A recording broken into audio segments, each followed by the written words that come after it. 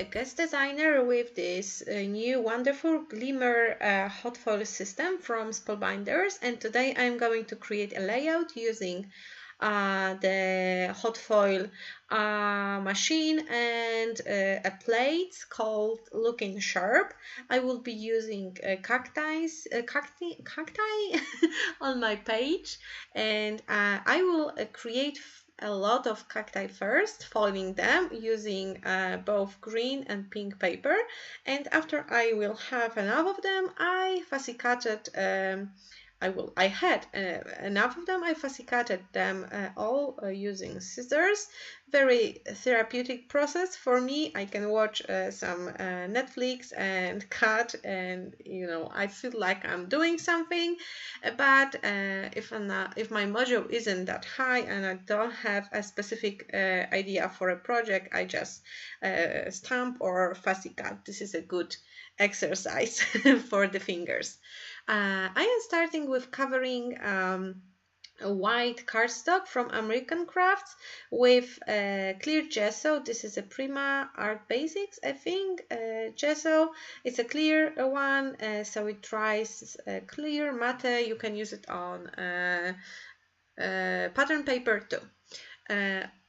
What I was going to say, I will be creating a layout about my obsession, and I really love cacti. I loved the motifs. I love kind of the flowers and everything cacti. To be honest, my friends knows that, and I recently visited when we were on Corsica on holidays, the whole park filled with succulents, and I snapped a lot of pictures there, so I decided to scrap them and create a colorful, very summery layout. And after my background was dry, I picked few distress crayons and created Devotion, I think, from American Crafts crayons. They work very similar, and I created few stripes of color and activated them with water. It's good to move the pigment with the brush first and then just spread it with water. And I wanted to have a very colorful background. I will cover it with papers from and embellishments from Good Vibes collection by Great Paper. It's not the newest collection, but I think it's from the beginning of 2018. So it's about a year-old collection, and I love it because it was filled with cacti, of course. So I had to use it with the specific pictures I had. And when I saw this plate from Spellbinders, I knew I will have to use it this way because foiling gives so much attention to the page. When you look at it, it's not so easy to snap a decent picture of foiled elements, but when you have it in your hands and you watch it, it's always like, wow, it looks so pretty. My background is dry, and now I am building a composition from ephemera pieces from Good Vibes collection. I have 5 pictures. To be honest, I had 6 of them, but I lost one somewhere. Yay! I have a messy desk, and I found it later in totally different place that I was looking for, so I ended up with 5 pictures on this layout.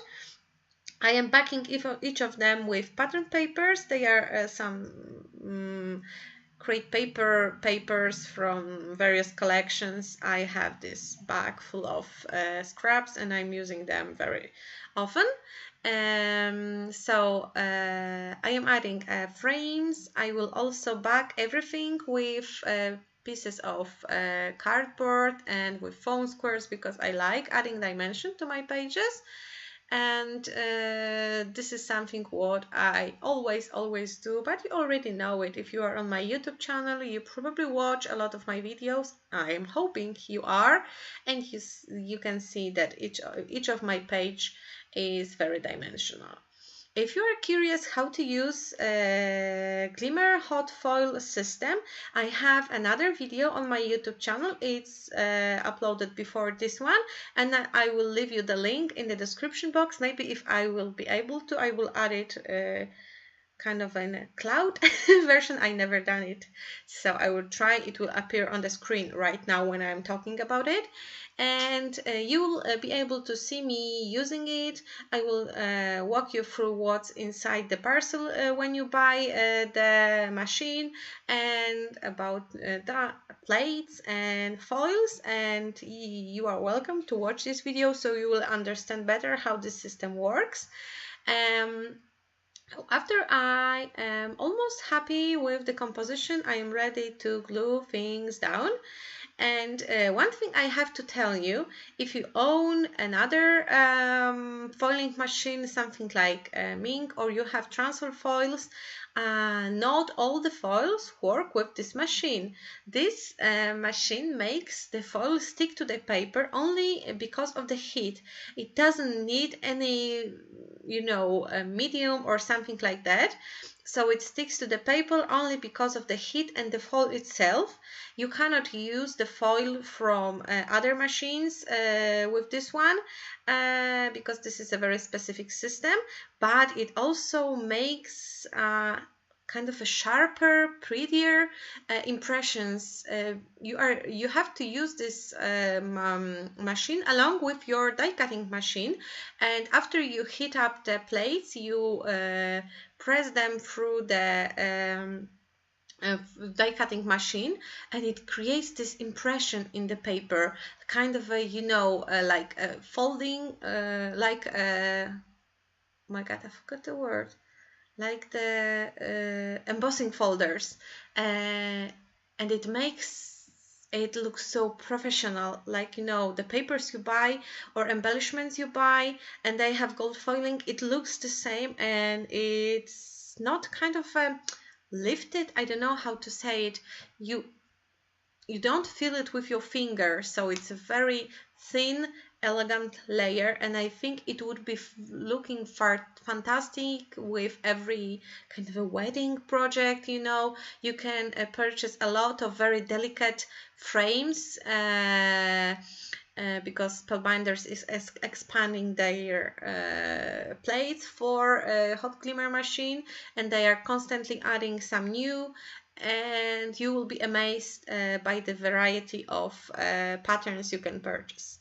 I glued down all the elements, and now it's time to add my cacti. They are all pretty shiny, and I love how they are looking.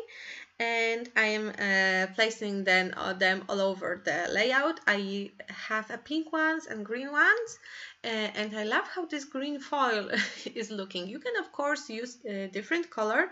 I was wondering if I maybe should use a gold one, but then I thought no, I ordered green because of those succulents, and I will be using it. Oh, sorry for my messy hair. I don't think I met the brush that day in the morning before I started scrapbooking.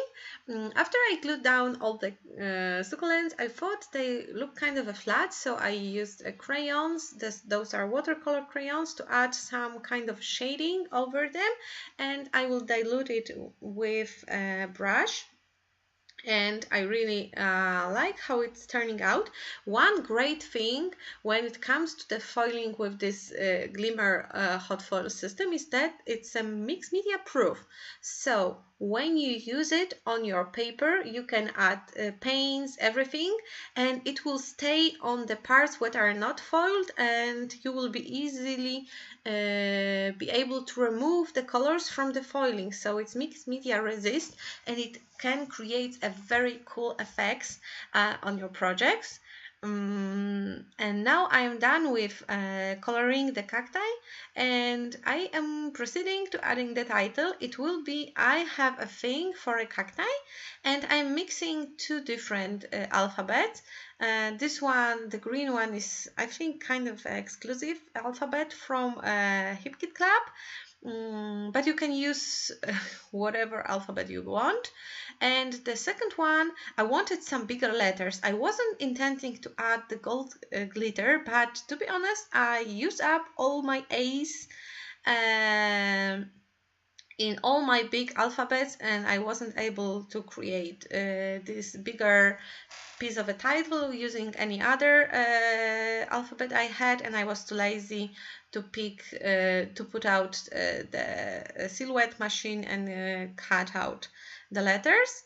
I am finishing up my project using some stickers. I also have some new stickers from not Amy Tangerine, Dear Lizzie new collection. They look so not Dear Lizzie that every time I look at them I think it's Amy Tangerine. But I like it. It has cacti and some cute little creatures like giraffes, sand, so it will be perfect for all of my summer projects. And as you can see, I am just playing with elements, trying to add bits and pieces here and there. And when I was working on this layout, I had few ideas for the cards with hot foiling, and I will proceed doing that. First, I need to finish some other obligations, and then I will share with you some more projects with this super awesome machine, because I really feel like you can use it in so many ways and create unique effects on your layouts. And I am splashing my layouts using two mists. One of them is called pink, but I think it's a primrose color right now in the new version of this color shine by Heidi Swap, and the yellow one is called butter something, or just butter. No, it's just butter, and I love this yellow shade. And I also grabbed some alcohol markers because I wanted to color the flowers on the cacti a little bit more. So I added pink and yellow, and I'm finishing my page, adding few enamel dots and cleaning up the picture of splatters. And that's it. Here are the close-ups. It's really hard to snap a picture of the foiling element. It depends on the angle how the light, reflects. Sometimes it looks very dark, but it's a really pretty green color. And thank you for watching. Don't forget to check the Spellbinders blog for my guest design team post, and check their site for all the plays they have. Thank you. Bye bye.